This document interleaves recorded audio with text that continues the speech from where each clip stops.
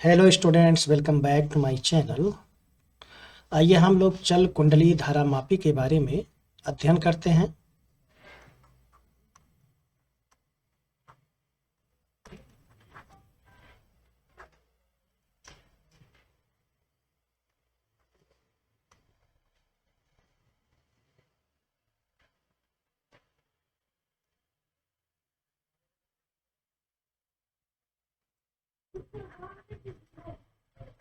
Moving coil galvanometer, चल कुंडली धारा मापी। चल कुंडली धारा मापी दो प्रकार के होते हैं। पहला है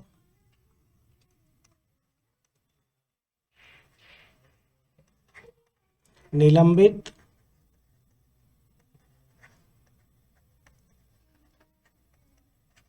कुंडली धारा मापी, सस्पेंडेड कॉइल गैल्वानोमीटर।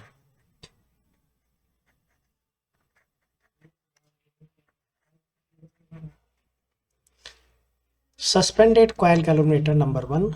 नंबर 2 है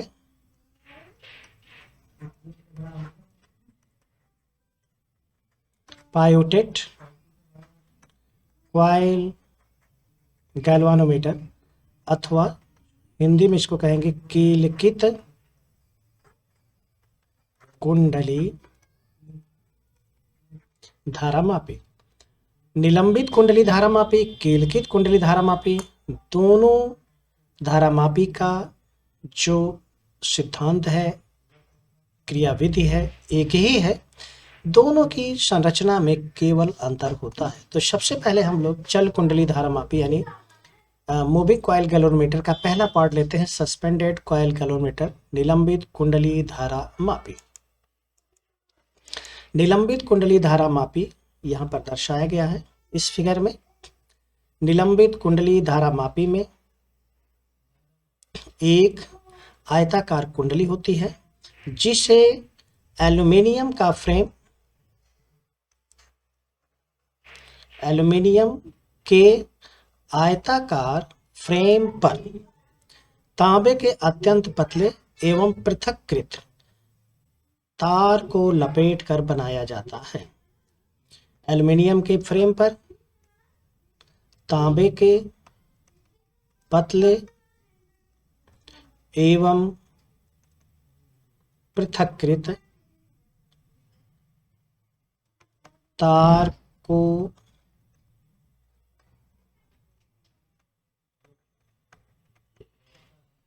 लपेट कर बनाया जाता है, जैसा कि यहां पर दर्शाया गया है। इस आयताकार कुंडली के अंदर नर्म लोहे की एक बेलनाकार क्रोड को रख दिया जाता है, सॉफ्ट आयरन कोर, जिसे एल के द्वारा दर्शाया गया यहाँ पर। और ये नर्म लोहे की बेलनाकार क्रोड इस आयताकार कुंडली को कहीं से भी स्पर्श नहीं करता है और इस आयताकार कुंडली को अत्यंत शक्तिशाली हार्श शू मैग्नेट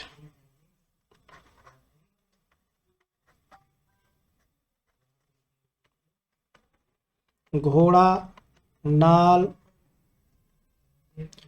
चुंबक के बेलनाकार एवं अवतल ध्रुव खंडों N एवं S के मध्य लटकाया जाता है।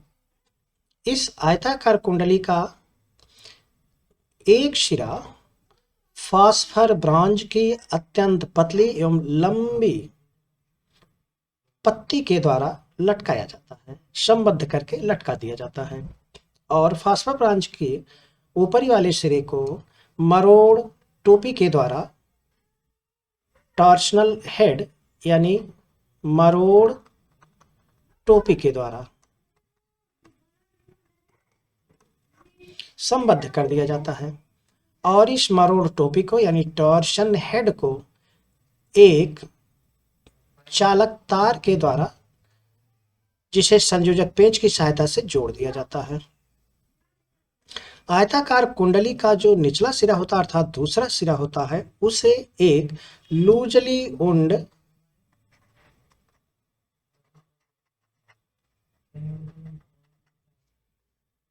स्प्रिंग ढीले वेष्टित स्प्रिंग यहां पर दर्शाई गई है, ढीले वेष्टित स्प्रिंग की सहायता से जोड़ दिया जाता है और इस स्प्रिंग को T2 संयोजक पेंच की सहायता से एक तार के द्वारा जोड़ दिया जाता है, जैसा कि यहां पर दर्शाया गया है। चूंकि यहां पर ध्रुवखंड N एवं S अवतलाकार हैं और इन दोनों ध्रुवखंडों के मध्य एक बेलनाकार नर्म लोहे की क्रोड को रखा गया है। परिणामतः N एवं S ध्रुवखंडों के बीच का जो चुंबकीय क्षेत्र है वह त्रिज्य क्षेत्र में परिवर्तित हो जाता है। त्रिज्य क्षेत्र किसे कहते हैं? जब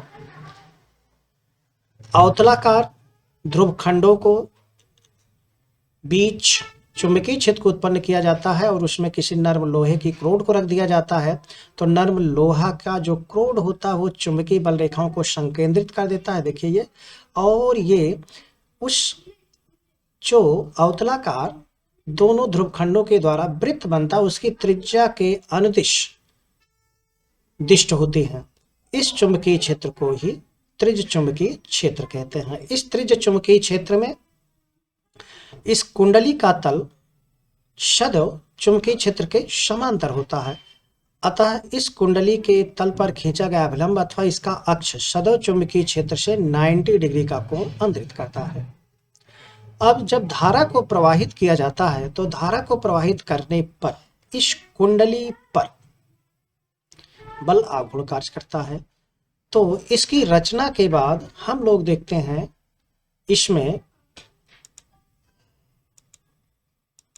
जो इसका सिद्धांत है, तो इसका सिद्धांत हो गया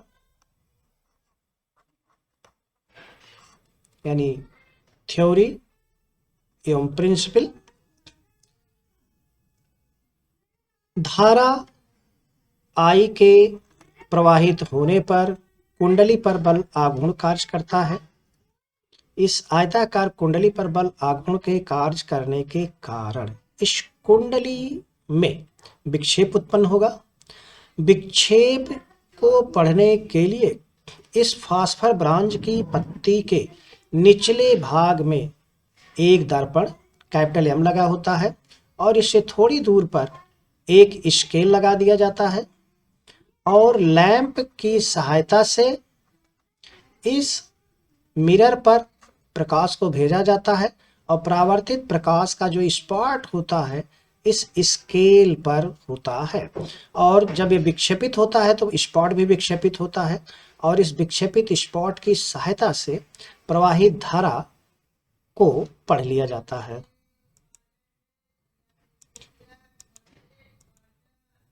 तो इसकी थ्योरी है, धारा को प्रवाहित करने पर कुंडली में जो बल आघूर्ण उत्पन्न होता है, मान लीजिए टाउ है, tau equals NIAB into sine theta. N इस कुंडली में फेरों की संख्या है, I प्रवाहित धारा है, A इस कुंडली का क्षेत्रफल हो गया, B चुंबकीय क्षेत्र हो गया। थीटा की वैल्यू, चूंकि त्रिज्य चुंबकीय क्षेत्र है इसलिए थीटा की वैल्यू 90 है, अतः टाउ इक्वल्स NIAB। इक्वेशन 1 हो गया। कुंडली में बल आघूर्ण के लगने के कारण यह विक्षेपित हुई। विक्षेपित होने के कारण इस फास्फर ब्रांच का जो अत्यंत पतली पत्ती अथवा वायर है इसमें ऐंठन उत्पन्न होता है।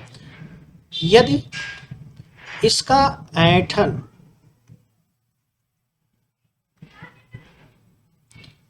दृढ़ता C है यानी टॉर्शनल रिजिडिटी,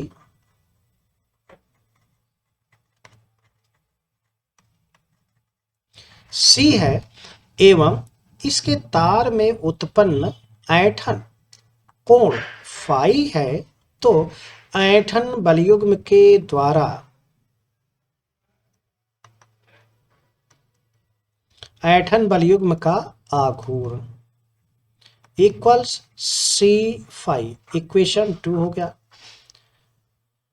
साम्यावस्था में या अथवा संतुलन की स्थिति में कुंडली का बल आघूर्ण इस फास्फर ब्रांच के तार में उत्पन्न ऐंठन बलयुग्म के आघूर्ण के बराबर होगा। अतः संतुलन की अवस्था में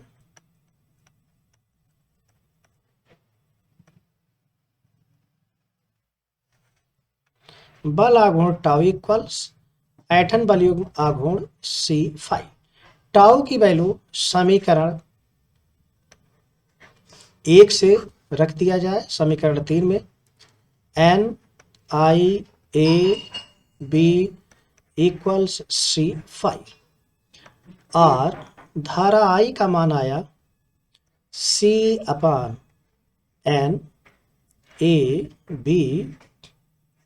टाइम्स 5।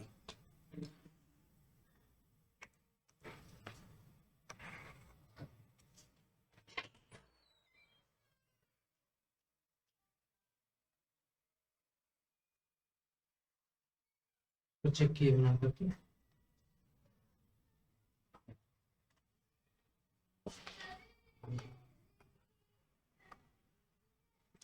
और I इक्वल्स K5। K को रिडक्शन फैक्टर कहते हैं अथवा परिवर्तन गुणांक कहते हैं और K की वैल्यू है C/NaB। चूंकि CNA कांस्टेंट है सबके सब, इसलिए CNAB का जो यहाँ पर C/NaB को हमने हटा दिया K से, परिवर्तन गुणांक K के द्वारा, यानी I डायरेक्टली प्रोपोर्शनल है फाई के अर्थात विक्षेप के। इस प्रकार विक्षेप की सहायता से इस सस्पेंडेड कॉइल गैल्वेनोमीटर में निलंबित धारा मापी में धारा को ज्ञात किया जाता है। इस सस्पेंडेड कॉइल गैल्वेनोमीटर में देख रहे हैं धारा I इक्वल्स K टाइम्स 5। अब यहाँ पर आता है धारा की सुग्राहिता और विभव की सुग्राहिता को ज्ञात करने के लिए। तो धारा की सुग्राहिता और विभव की सुग्राहिता को ज्ञात करने के लिए हम लोग इसी फार्मूला को प्रयोग करते हैं। I equals C/NaB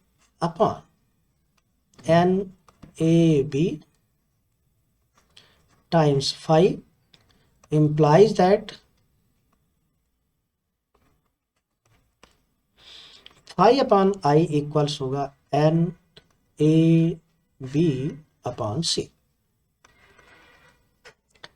equation 1,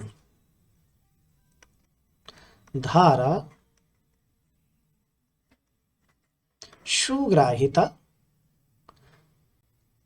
current sensitivity का पहला लेटर है S और करंट का पहला लेटर है C और धारा को I से व्यक्त करते हैं, इसलिए SI इक्वल्स 5/I और समीकरण 1 से 5/I का मान हम लोग यहाँ पर रख सकते हैं। 5/I की वैल्यू हो गया NaB/C।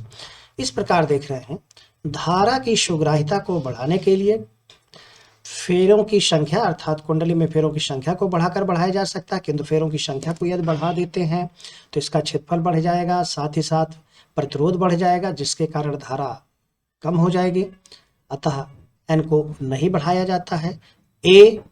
एरिया बढ़ा देंगे तो एरिया को बढ़ाने के कारण जो है दोनों ध्रुवखंडों के बीच की दूरी को बढ़ाना पड़ेगा और इसका भार भी अधिक बढ़ जाएगा, इसलिए एरिया को भी नहीं बढ़ाया जाता है। चुंबकीय क्षेत्र V को बढ़ाया जाता है अर्थात ध्रुवखंडों के बीच शक्तिशाली चुंबक की सहायता के द्वारा तीव्र चुंबकीय क्षेत्र उत्पन्न किया जाता है। और फिर देख रहे हैं sensitivity SI inversely proportional to C। C की वैल्यू होती है πr⁴ η/2L। ईटा इसका रिजिडिटी है तार के पदार्थ का। चूंकि यहाँ पर अगर हम SI को C को हटा करके NaB/2L/πr⁴ ईटा रखें तो देख रहे हैं ईटा अगर कम होगा तो SI का मान ज़्यादा होगा। चूँकि टॉर्शनल रिजिडिटी का मान फास्फर ब्रॉन्ज के पदार्थ के लिए अथवा क्वार्ट्ज के पदार्थ के लिए सबसे कम होता है। यही कारण है कि सस्पेंडेड कॉइल गैल्वेनोमीटर में फास्फर ब्रॉन्ज की पत्ती अथवा क्वार्ट्ज की पत्ती का प्रयोग किया जाता है। यहाँ देख रहे हैं SI प्रोपोर्शनल टू L यानी लंबाई के अनुपाती है, इसलिए फास्फर ब्रॉन्ज की जो पत्ती होती है काफी लंबी होती है। इनवर्सली प्रोपोर्शनल टू r⁴ यानी इसकी त्रिज्या के व्युत्क्रमानुपाती है चतुर्थ घात का, इसलिए R को कम से कम रखा जाता है। इसलिए अत्यंत पतले फास्फर ब्रॉन्ज के तार को अथवा क्वार्ट्ज के अत्यंत पतले तार को लिया जाता है। अब नेक्स्ट आता है वोल्टेज सुग्राहिता। वोल्टेज सुग्राहिता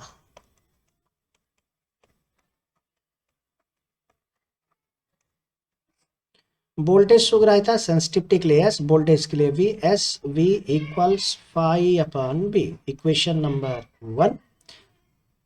किंतु फाई अपॉन B को हम इस तरह से लिख सकते हैं, phi upon B equals IR, equation number 1 लिख सकते हैं अब इसको, और SB equals this one.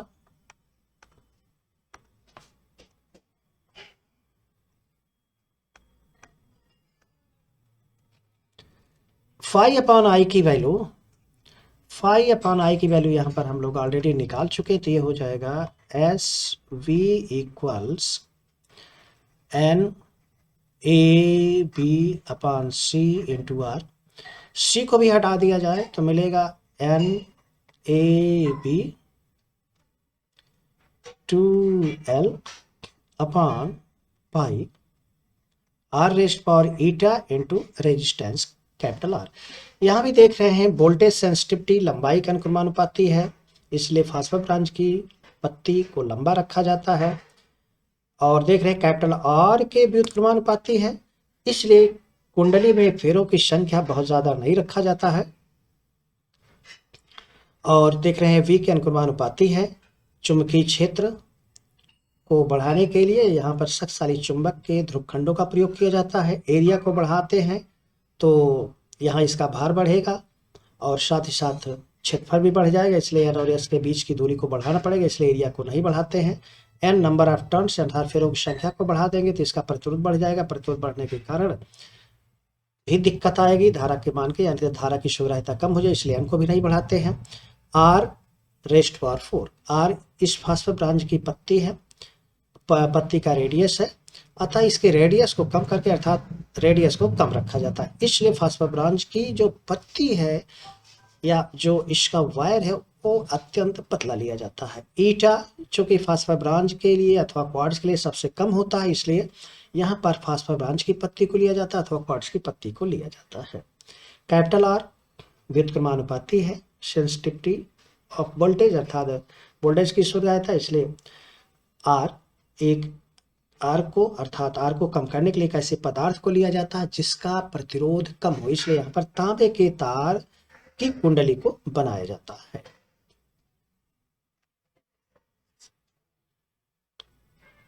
Okay, thanks for watching the video.